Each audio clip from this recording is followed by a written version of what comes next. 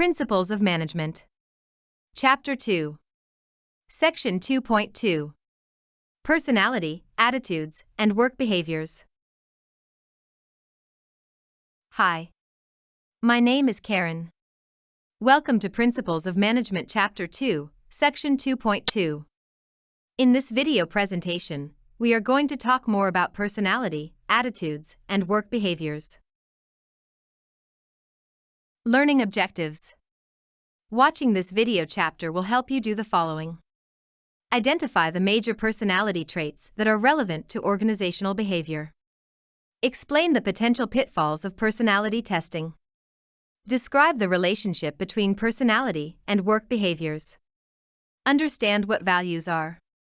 Describe the link between values and work behaviors. Personality. Personality encompasses a person's relatively stable feelings, thoughts, and behavioral patterns. Each of us has a unique personality that differentiates us from other people, and understanding someone's personality gives us clues about how that person is likely to act and feel in a variety of situations. To manage effectively, it is helpful to understand the personalities of different employees. Having this knowledge is also useful for placing people into jobs and organizations. If personality is stable, does this mean that it does not change? You probably remember how you have changed and evolved as a result of your own life experiences, parenting style, and attention you have received in early childhood, successes and failures you experienced over the course of your life, and other life events. In fact, personality does change over long periods of time. For example, we tend to become more socially dominant, more conscientious, organized and dependable, and more emotionally stable between the ages of 20 and 40, whereas openness to new experiences tends to decline as we age. In other words, even though we treat personality as relatively stable, change occurs. Moreover, even in childhood, our personality matters, and it has lasting consequences for us. For example, studies show that part of our career success and job satisfaction later in life can be explained by our childhood personality. Is our behavior in organizations dependent on our personality? To some extent, yes, and to some extent, no. While we will discuss the effects of personality for employee behavior, you must remember that the relationships we describe are modest correlations. For example, having a sociable and outgoing personality may encourage people to seek friends and prefer social situations. This does not mean that their personality will immediately affect their work behavior. At work, we have a job to do and a role to perform. Therefore, our behavior may be more strongly affected by what is expected of us, as opposed to how we want to behave. Especially in jobs that involve a lot of autonomy or freedom, personality tends to exert a strong influence on work behavior.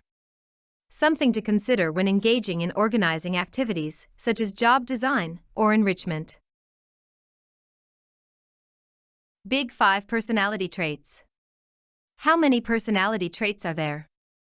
How do we even know? In every language, there are many words describing a person's personality. In fact, in the English language, more than 15,000 words describing personality have been identified. When researchers analyzed the traits describing personality characteristics, they realized that many different words were actually pointing to a single dimension of personality. When these words were grouped, 5 dimensions seemed to emerge, and these explain much of the variation in our personalities. These 5 are not necessarily the only traits out there. There are other, specific traits that represent other dimensions not captured by the Big 5. Still, understanding them gives us a good start for describing personality. As you can see, the Big 5 dimensions are openness, conscientiousness, extroversion, agreeableness, and neuroticism. If you put the initials together, you get the acronym OCEAN. Everyone has some degree of each of these traits. It is the unique configuration of how high a person rates on some traits and how low on others that produces the individual quality we call personality. Please take a moment to understand the OCEAN definition. You can screenshot this screen now for your future references.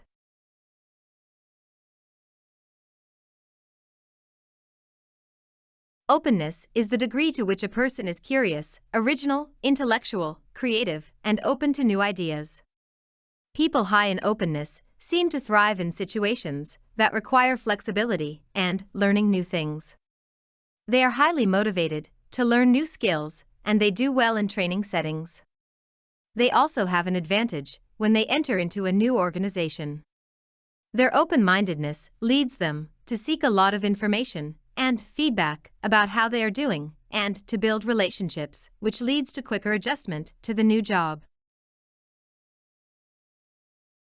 When given support, they tend to be creative. Open people are highly adaptable to change, and teams that experience unforeseen changes in their tasks do well if they are populated with people high in openness. Compared with people low in openness, they are also more likely to start their own business. The potential downside is that they may also be prone to becoming more easily bored or impatient with routine. Conscientiousness refers to the degree to which a person is organized, systematic, punctual, achievement-oriented, and dependable. Conscientiousness is the one personality trait that uniformly predicts how high a person's performance will be across a variety of occupations and jobs. In fact, conscientiousness is the trait most desired by recruiters, and highly conscientious applicants tend to succeed in interviews. Once they are hired, conscientious people not only tend to perform well, but they also have higher levels of motivation to perform, lower levels of turnover, lower levels of absenteeism, and higher levels of safety performance at work. One's conscientiousness is related to career success and career satisfaction over time. Finally, it seems that conscientiousness is a valuable trait for entrepreneurs. Highly conscientious people are more likely to start their own business, compared with those who are not conscientious, and their firms have longer survival rates. A potential downside is that highly conscientious individuals can be detail-oriented rather than seeing the big picture. Extroversion is the degree to which a person is outgoing, talkative, sociable, and enjoys socializing. One of the established findings is that they tend to be effective in jobs involving sales. Moreover, they tend to be effective as managers, and they demonstrate inspirational leadership behaviors.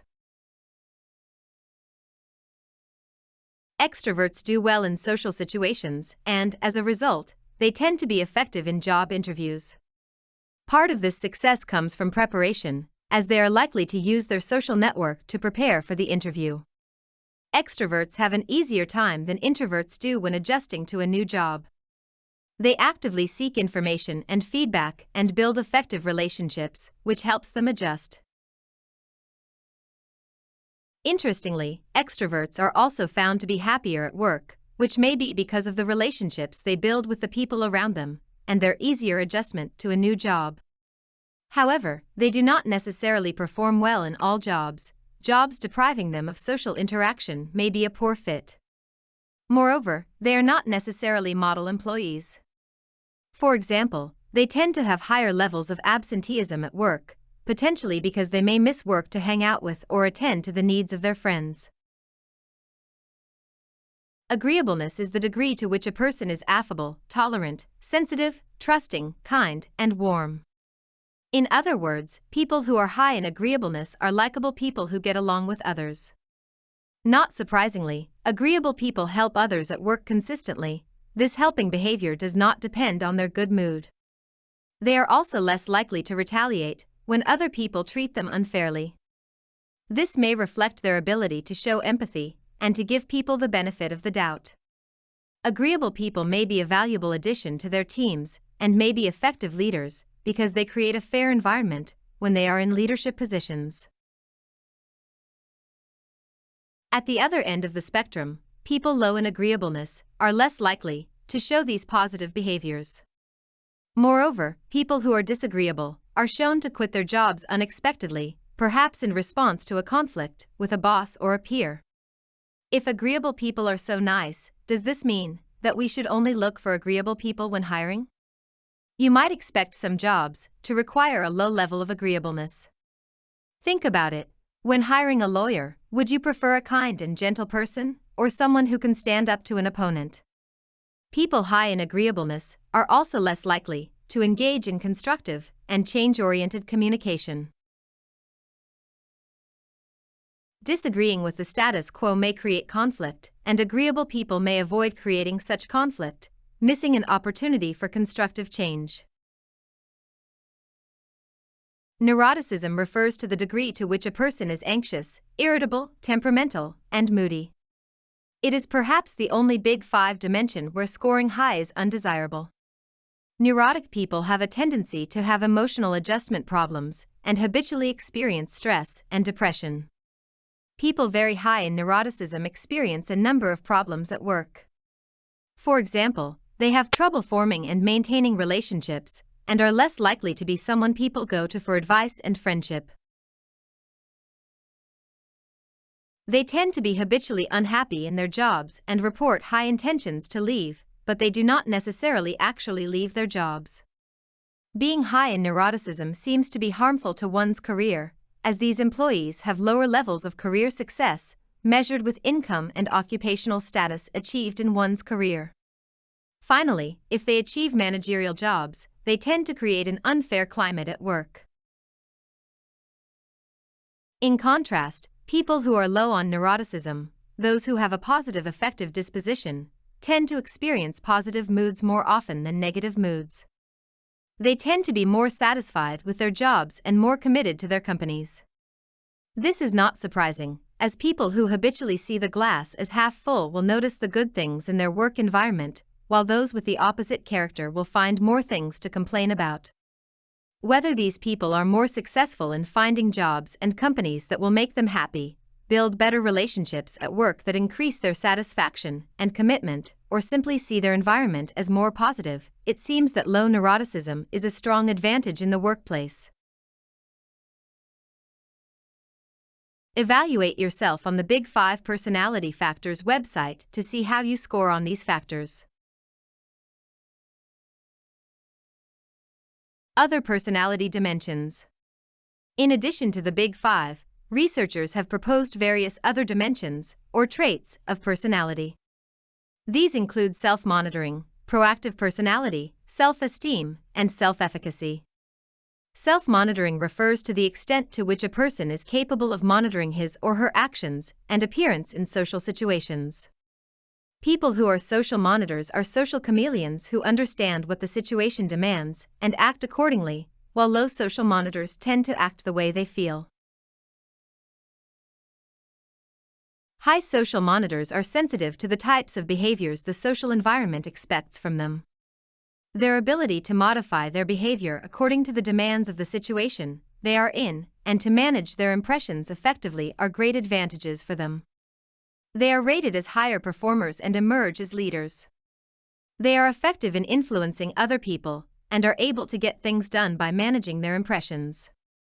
As managers, however, they tend to have lower accuracy in evaluating the performance of their employees. It seems that while trying to manage their impressions, they may avoid giving accurate feedback to their subordinates to avoid confrontations, which could hinder a manager's ability to carry out the controlling function. Proactive personality refers to a person's inclination to fix what is wrong, change things, and use initiative to solve problems.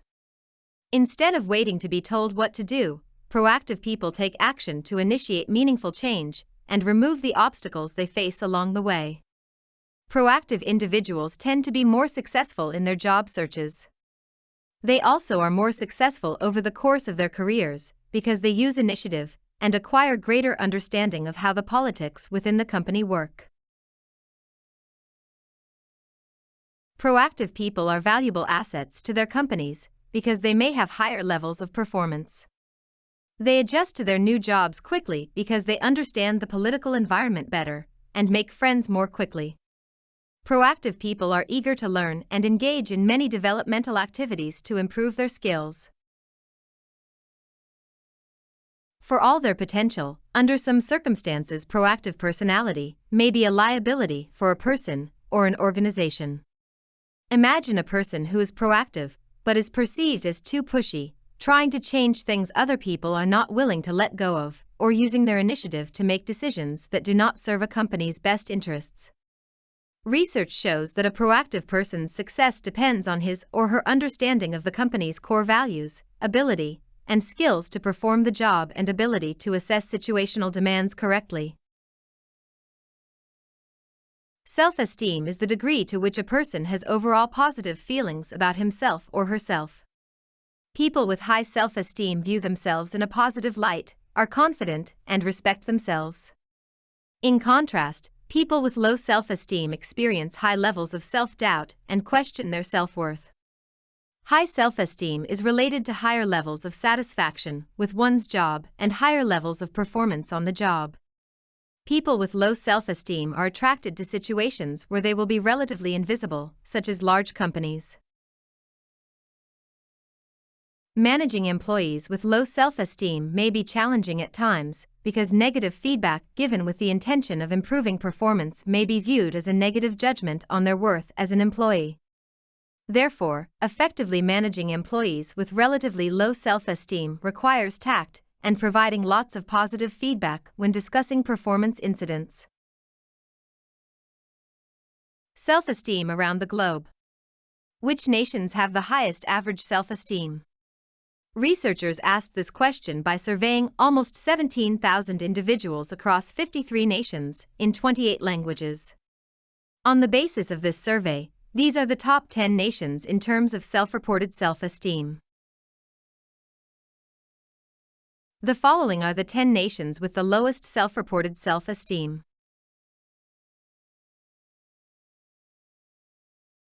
Self-efficacy is a belief that one can perform a specific task successfully. Research shows that the belief that we can do something is a good predictor of whether we can actually do it. Self-efficacy is different from other personality traits in that it is job-specific. You may have high self-efficacy in being successful academically, but low self-efficacy in relation to your ability to fix your car. At the same time, people have a certain level of generalized self-efficacy, and they have the belief that whatever task or hobby they tackle, they are likely to be successful in it. Research shows that self-efficacy at work is related to job performance. This is probably because people with high self-efficacy actually set higher goals for themselves and are more committed to their goals, whereas people with low self-efficacy tend to procrastinate. Academic self-efficacy is a good predictor of your grade point average, as well as whether you persist in your studies or drop out of college. Is there a way of increasing employees' self-efficacy? In addition to hiring people who are capable of performing the required job tasks, training people to increase their self-efficacy may be effective. Some people may also respond well to verbal encouragement. By showing that you believe they can be successful and effectively playing the role of cheerleader, a manager may be able to increase self-efficacy beliefs. Empowering people, giving them opportunities to test their skills so that they can see what they are capable of, is also a good way of increasing self-efficacy. Personality testing in employee selection. Personality is a potentially important predictor of work behavior. In job interviews, companies try to assess a candidate's personality and the potential for a good match, but interviews are only as good as the people conducting them. In fact, interviewers are not particularly good at detecting the best trait that predicts performance: conscientiousness. One method some companies use to improve this match and detect the people who are potentially good job candidates is personality testing. Several companies conduct pre-employment personality tests. Companies using them believe that these tests improve the effectiveness of their selection and reduce turnover. For example, overnight transportation in Atlanta found that using such tests reduced their on-the-job delinquency by 50% to 100%. Yet, are these methods good ways of employee selection? Experts have not yet reached an agreement on this subject, and the topic is highly controversial. Some experts cite data indicating that personality tests predict performance and other important criteria such as job satisfaction. However, we must understand that how a personality test is used influences its validity. Imagine filling out a personality test in class. You will probably fill it out as honestly as you can. Then, if your instructor correlates your personality scores with your class performance, we could say that the correlation is meaningful. But now imagine that your instructor tells you, before giving you the test, that based on your test scores, you will secure a coveted graduate assistant position, which comes with a tuition waiver and a stipend. In that case, would you still fill out the test honestly, or would you try to make your personality look as good as possible? In employee selection, where the employees with the best personalities will be the ones receiving a job offer, a complicating factor is that people filling out the survey do not have a strong incentive to be honest. In fact, they have a greater incentive to guess what the job requires and answer the questions in a way they think the company is looking for. As a result, the rankings of the candidates who take the test may be affected by their ability to fake. Some experts believe that this is a serious problem. Others point out that even with faking, the tests remain valid. The scores are related to job performance. It is even possible that the ability to fake is related to a personality trait that increases success at work, such as social monitoring. Scores on personality self-assessments are distorted for other reasons beyond the fact that some candidates can fake better than others. Do we even know our own personalities? Are we the best person to ask this question? How supervisors, coworkers, and customers see our personality may matter more than how we see ourselves. Therefore, using self-report measures of performance may not be the best way of measuring someone's personality. We have our blind areas. We may also give aspirational answers. If you are asked whether you are honest, you may think, yes, I always have the intention to be honest. This actually says nothing about your actual level of honesty. Another problem with using these tests is the uncertain relationship between performance and personality. On the basis of research, personality is not a particularly strong indicator of how a person will perform. According to one estimate, personality only explains about 10% to 15% of variation in job performance. Our performance at work depends on many factors, and personality does not seem to be the key factor for performance. In fact, cognitive ability, your overall mental intelligence, is a more powerful predictor of job performance. Instead of personality tests, cognitive ability tests may do a better job of predicting who will be good performers. Personality is a better predictor of job satisfaction and other attitudes, but screening people out on the assumption that they may be unhappy at work is a challenging argument to make in an employee selection context. In any case, if an organization decides to use these tests for selection, it is important to be aware of their limitations. If they are used together with other tests, such as tests of cognitive abilities, they may contribute to making better decisions. The company should ensure that the test fits the job and actually predicts performance. This is called validating the test. Before giving the test to applicants, the company could give it to existing employees to find out the traits that are most important for success in this particular company and job. Then, in the selection context, the company can pay particular attention to those traits.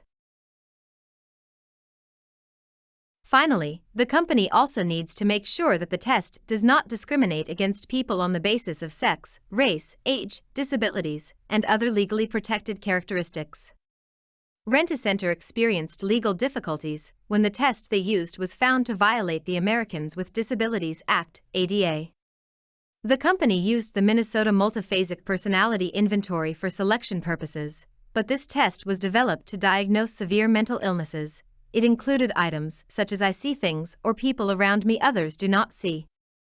In effect, the test served the purpose of a clinical evaluation and was discriminating against people with mental illnesses, which is a protected category under ADA. Values.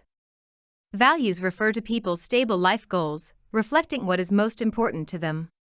Values are established throughout one's life as a result of accumulating life experiences, and values tend to be relatively stable. The values that are important to a person tend to affect the types of decisions they make, how they perceive their environment, and their actual behaviors. Moreover, a person is more likely to accept a job offer when the company possesses the values he or she cares about. Value attainment is one reason people stay in a company. When a job does not help them attain their values, they are likely to decide to leave if they are dissatisfied with the job. Please take a moment to understand the definition of values presented here. You can screenshot this screen now for your future references. What are the values people care about? As with personality dimensions, researchers have developed several frameworks, or typologies, of values.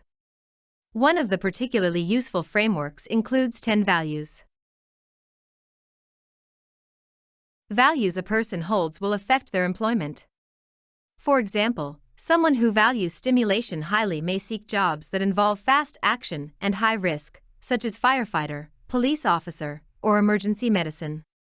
Someone who values achievement highly may be likely to become an entrepreneur or intrapreneur. And an individual who values benevolence and universalism may seek work in the nonprofit sector with a charitable organization, or in a helping profession, such as nursing or social work.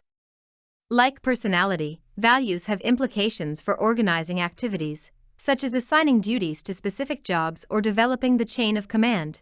Employee values are likely to affect how employees respond to changes in the characteristics of their jobs.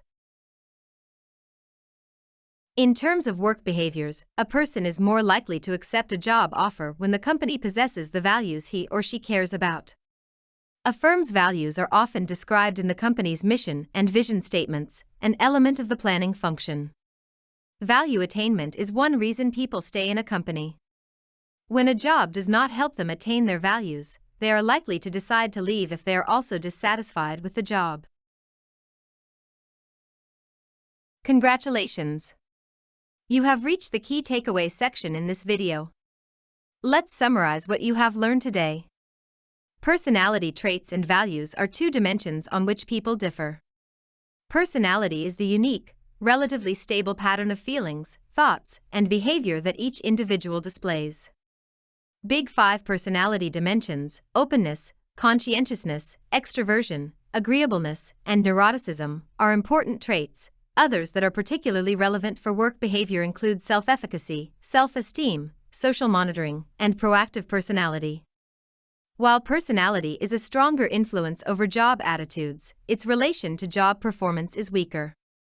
Some companies use personality testing to screen out candidates. Companies using personality tests are advised to validate their tests and use them to supplement other techniques with greater validity, such as tests of cognitive ability. Companies must also ensure that a test does not discriminate against any protected group. Values express a person's life goals. They are similar to personality traits in that they are relatively stable over time. In the workplace, a person is more likely to accept a job that provides opportunities for value attainment. People are also more likely to remain in a job and career that satisfy their values. Well done! You have completed the Principles of Management, Chapter 2, Section 2.2. You can increase your understandings by doing the exercises in front of you. You can pause this video for a moment so that you can write these questions, or you can come back to this section to write the questions later. You can pause this video for a moment so that you can write these questions, or you can come back to this section to write the questions later. Excellent! We have reached the end of the video presentation. Please subscribe to our channel, like our videos, and share our messages to everyone you know. My name is Karen, and have a nice day.